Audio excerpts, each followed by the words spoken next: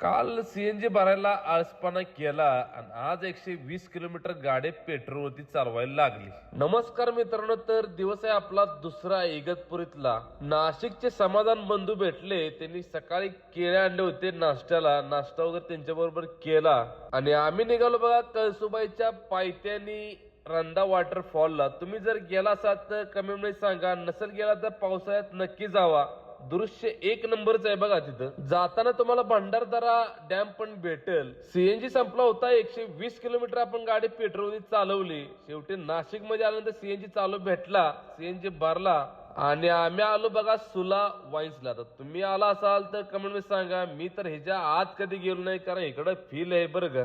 गाडी पार्किंग केल्यानंतर भाऊ भेटले बघा. त्यांच्याशी थोडा गप्पा मारल्या आणि 2-2.5 तासानंतर आम्ही निघालो बघा रिटर्न हॉटेलवरती यायला.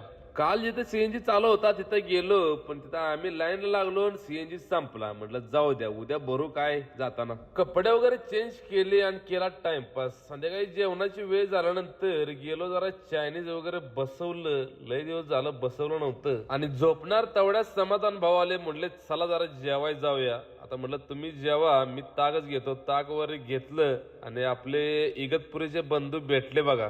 रिटर्न यायला बघा 11:30 वाजल्या. तर व्हिडिओ कसा वाटला कमेंट मध्ये सांगा. आणि आमची गाडी बुक करायची असेल तर खाली दिलेल्या नंबरवरती संपर्क साधा. भेटू उद्या. जय श्रीराम.